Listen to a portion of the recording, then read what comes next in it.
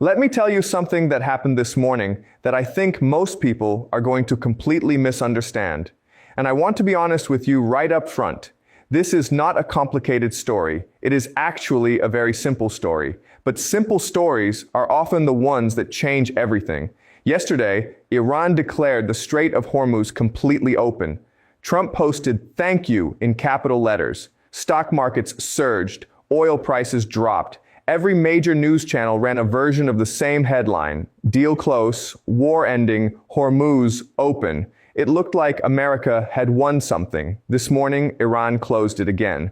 The IRGC announced that control of the Strait of Hormuz has returned to its previous state. Strict management, armed forces in control, ships turning around in the Persian Gulf, tankers going dark. 5 Greek and Indian vessels made their way toward the strait and U-turned before they got there. One tanker stopped transmitting its location entirely.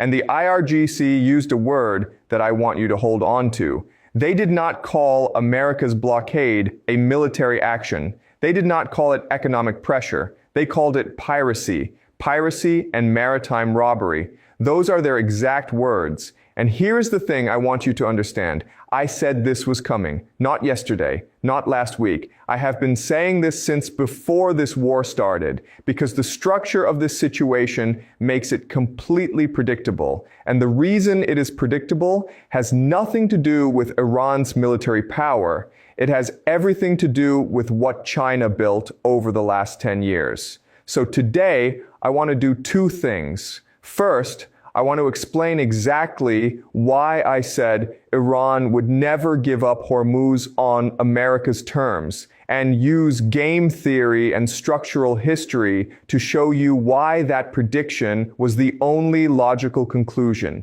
And second, now that Iran has proved it in 24 hours, I want to tell you what happens next. Because this morning's events are not the end of the story. They are the beginning of a new phase that almost nobody is analyzing correctly. Let us begin. Let me start with the prediction, because I think it is important to explain not just what I predicted, but how I predicted it. Because predictive history is not guessing. It is not opinion. It is a method. And if you understand the method, you can see exactly what comes next. The method starts with one question. What does each player actually want? Not what they say they want. What they actually want.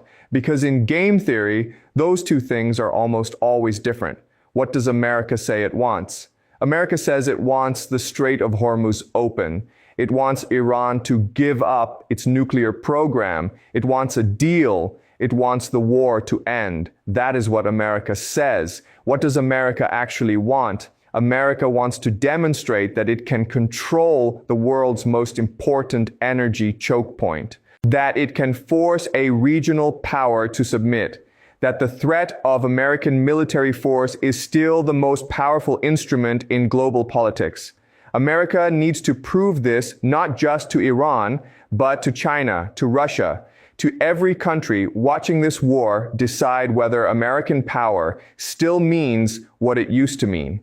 Now, what does Iran say it wants? Iran says it wants the blockade lifted. It wants its frozen assets unfrozen. It wants Lebanon included in any ceasefire. It wants its sovereignty recognized. What does Iran actually want? Iran wants something much deeper than any of that. Iran wants to establish permanently, irreversibly, that the Strait of Hormuz is under Iranian sovereign control, not just during this war, forever, as a structural feature of the global energy system. Iran wants every country that imports oil through Hormuz to know that Iranian permission is required. Because if that becomes the established reality, Iran has transformed itself from a sanctioned pariah into an indispensable strategic actor. And no amount of bombing can undo that transformation once it is established in practice. These 2 things, what America wants and what Iran wants, are completely incompatible. America cannot demonstrate control of Hormuz while Iran is exercising sovereign authority over it. Iran cannot establish permanent sovereign authority over Hormuz while America's blockade declares it illegal. There is no compromise position. There is no face-saving middle ground. One of them wins this argument or neither does. That is why I said months ago that Iran would never give up Hormuz on America's terms. Not because Iran is irrational, not because Iran wants war, but because giving up Hormuz on America's terms would mean giving up the one leverage point that makes Iran strategically relevant. And no state voluntarily gives up the thing that makes it relevant. This is game theory, simple game theory, and yet Washington kept acting as though maximum pressure would force Iran to fold, as though bombing alone could change Iran's strategic calculation, as though a country fighting for its permanent strategic relevance would back down because of a blockade. It did not fold, and this morning it proved it. But here is the part of this story that nobody in mainstream coverage is connecting properly. The part that explains not just why Iran refused to fold, but why Iran was able to refuse. Because here is the question that needs answering. Iran has been bombed for 50 days. Its supreme leader was killed on the first day of the war. 13 of its U.S. bases are partially or heavily paralyzed. Its central bank warned internally that recovery could take 12 years. Its economy is under the most intensive American pressure it has ever faced. And yet this morning, Iran closed Hormuz again with confidence, without flinching, calling America a pirate. How does a country in that position, a country that has absorbed 50 days of the most intensive American bombing campaign since the Gulf War, how does that country close Hormuz again and call America a pirate? What is the structural foundation of that confidence? One word: China. And I do not mean China in the news headline sense. I do not mean China as a diplomatic ally or a political partner. I mean China as an economic architecture, a decade-long infrastructure that China built specifically so that if this moment ever came, if America ever tried to use a blockade to economically collapse Iran, Iran would not collapse. Let me walk you through what that architecture looks like, because this is the framework I want to give you today. I call it the decade of quiet. And once you understand it, you will never again be surprised by anything Iran does in this conflict. The decade of quiet starts in 2018. That is when Trump pulled the United States out of the 2015 nuclear deal and reimposed maximum pressure sanctions on Iran. At that moment, China made a decision. A quiet decision, a decision that nobody in Washington was paying serious attention to at the time. China decided it would become Iran's economic lifeline, not because China loves Iran, not because China and Iran share deep values or a civilizational bond. China made this decision for one purely strategic reason. China imports approximately 1/3 of its oil through the Strait of Hormuz. China's entire industrial economy runs on energy that passes through a narrow 33-kilometer corridor that America has historically controlled. China calculated, correctly as it turns out, that if America ever managed to fully weaponize that control, China would be in serious trouble. So China built a parallel system, quietly, over a decade. The first layer of that system is the payment architecture. China began buying Iranian oil in Chinese yuan, not American dollars. This bypassed the SWIFT financial network entirely. SWIFT is the global messaging system that connects banks and enables dollar-denominated international payments. American sanctions work by cutting countries out of SWIFT. If you cannot receive dollars, you cannot pay for imports. You cannot fund your military. You cannot function in the modern economy. China's yuan payment system for Iranian oil bypasses all of that. Iran gets paid. The money does not touch the dollar system. America cannot touch it. The second layer is the dark fleet. China's tanker network, what intelligence analysts call the shadow fleet, spent a decade perfecting techniques for moving Iranian oil invisibly. Ships that turn off their automatic identification system transponders, going dark on satellite tracking. Ships that fly the flags of random countries, sometimes landlocked countries, to disguise their origin and ownership. Ship-to-ship transfers in international waters near Malaysia, where Iranian crude is mixed with other oil, relabeled as Malaysian crude, and delivered to Chinese refineries called teapots that process sanctioned oil without documentation. China's own customs records show zero imports from Iran since 2022. Yet, China's recorded imports of Malaysian crude reached 1.3 million barrels per day last year, more than double Malaysia's entire oil production. That oil was Iranian. The paperwork said Malaysian. The system worked. The third layer is strategic reserves. China entered this war sitting on approximately 1.2 billion barrels of crude oil in strategic storage, built over 2 years by quietly purchasing Iranian and Russian oil at heavily discounted prices. When the Strait of Hormuz closed and global oil prices spiked above $120 per barrel, China did not panic. Its markets stayed stable, its refineries kept running, its economy kept going. While Europe was scrambling and the International Energy Agency was warning about jet fuel shortages, China had 4 months of supply cover sitting in warehouses. The energy shock that America designed to force Iran to its knees did not reach China. China had prepared for it. And then the fourth layer, the one that most people are still not fully reporting on, China's satellites. The T-01B satellite, built by Chinese company EarthEye, launched from Chinese soil, secretly acquired by the IRGC in late 2024. Resolution of 0.5 meters per pixel, 10 times sharper than Iran's own best satellite, monitoring Prince Sultan Air Base in Saudi Arabia, monitoring the U.S. Fifth Fleet in Bahrain, monitoring American positions across the region, feeding targeting data in real time to Iranian strike systems, connected with Russian satellite intelligence, creating a 500 to 1,000 mile zone around Iran where, as one American military analyst put it, if you can be seen, you can be targeted. And America cannot destroy those satellites without starting a direct war with China. This is the decade of quiet. 10 years of patient, invisible, deliberate construction, payment systems, dark fleets, strategic reserves, satellite networks. China never announced any of it. China never signed a treaty with Iran about it. China simply built it, quietly, rung by rung, layer by layer. And this morning, when Iran closed the Strait of Hormuz again and called America a pirate, Iran did it from the structural foundation that China spent a decade building.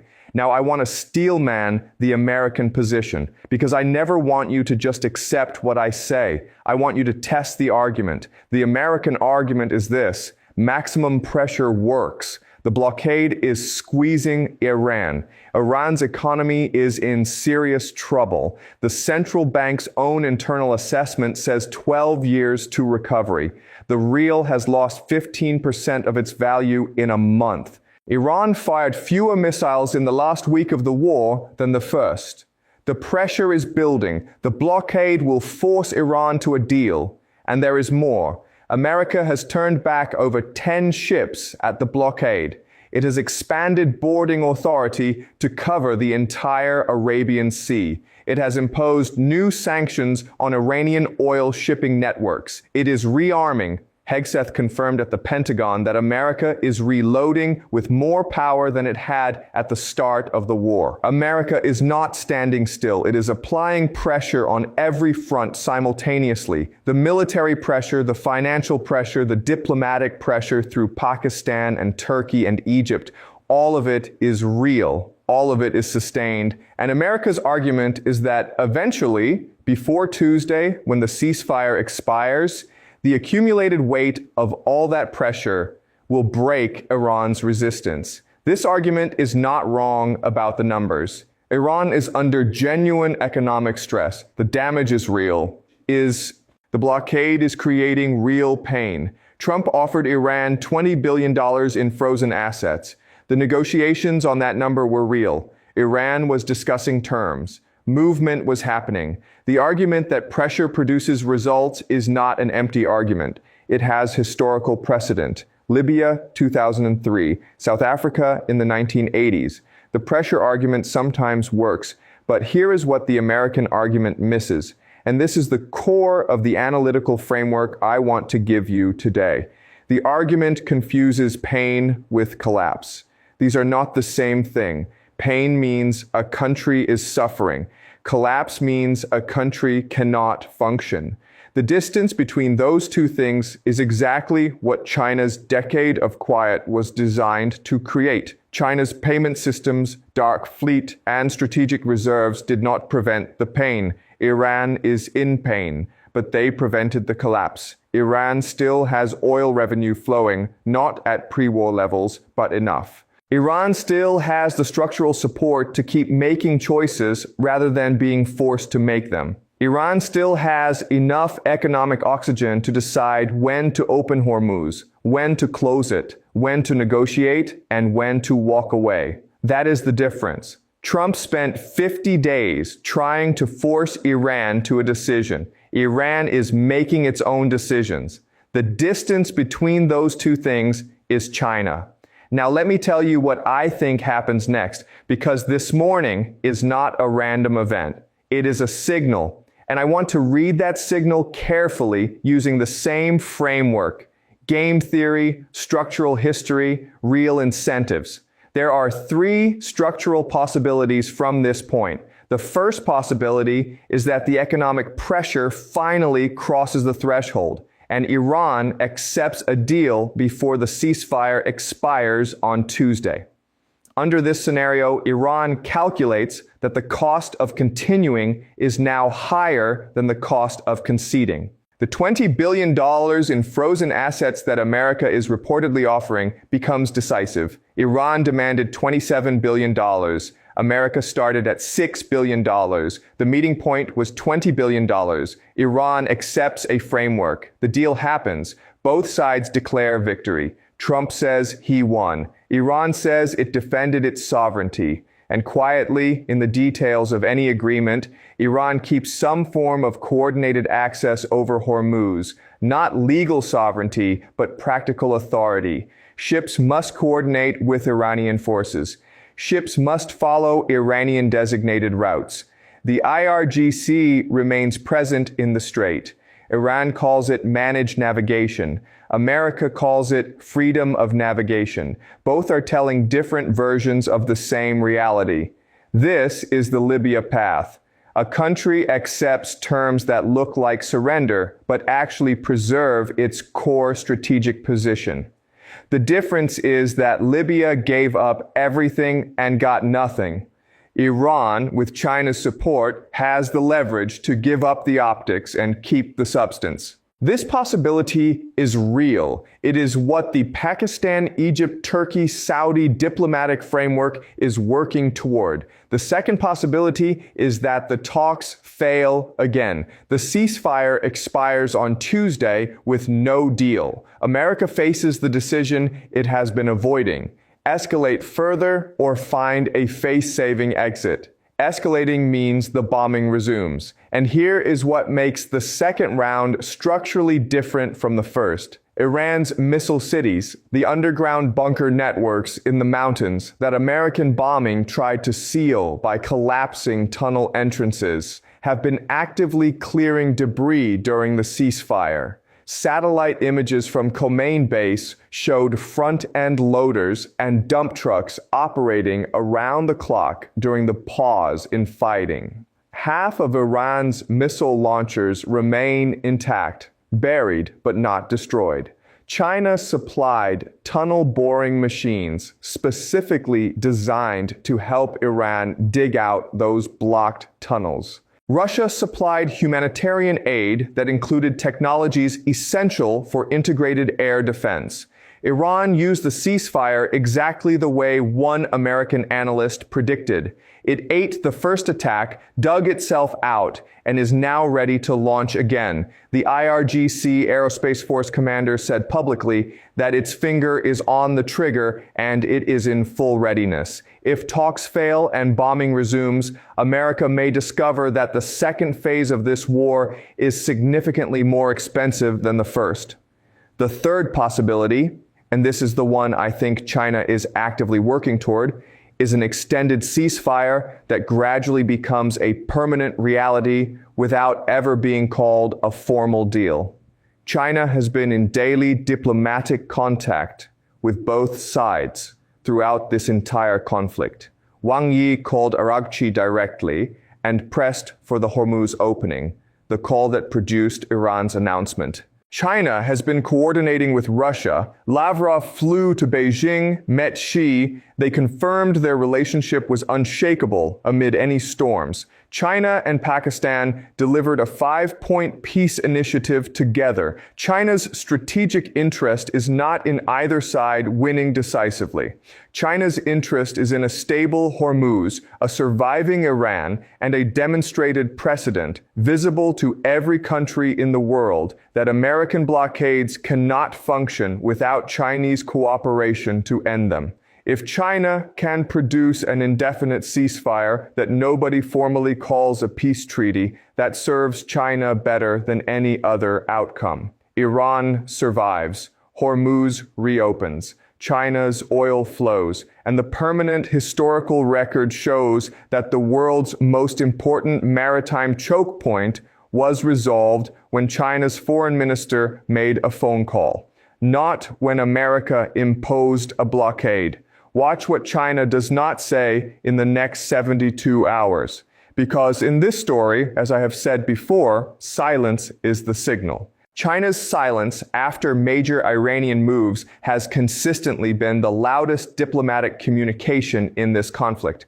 Let me bring this all together. I said Iran would never give up Hormuz on America's terms. I said it because the game theory made it the only logical conclusion. A country does not voluntarily give up the one thing that makes it strategically relevant, and Iran's structural ability to refuse was not Iranian stubbornness. It was Chinese infrastructure. China spent a decade building the architecture that gave Iran the economic oxygen to make its own choices under maximum American pressure. Payment systems outside the dollar, a shadow fleet that moved oil invisibly while official records showed zero, strategic reserves that absorbed the energy shock, satellite networks that guided Iranian strikes onto American targets, tunnel-boring machines shipped to help Iran rebuild its missile cities during the ceasefire, cargo aircraft landing in Tehran with weapons valued at billions,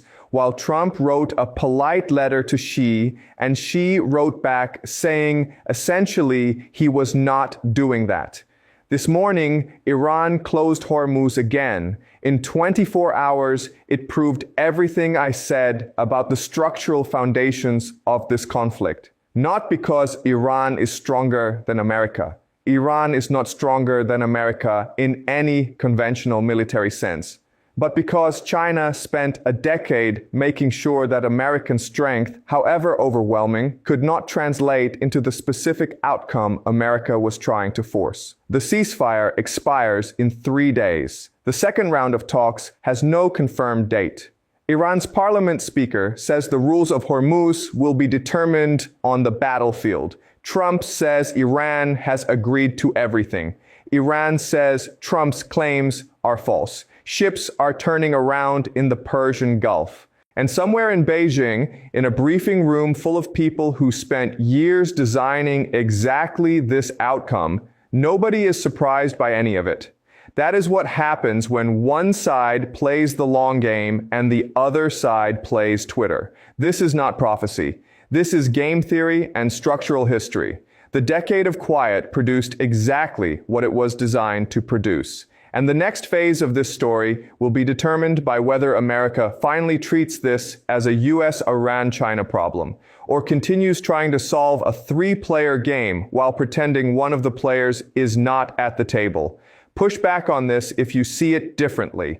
Read the IRGC statement from this morning. Read the Irish Times report on ships turning around. Read the Axios scoop on the 20 billion uranium negotiation. Read what Galibaf said about the battlefield determining Hormuz's future. And then ask yourself the question I keep asking. If China spent a decade making sure Iran never had to give up Hormuz on America's terms, what else has China already built for the next crisis that America has not yet seen coming?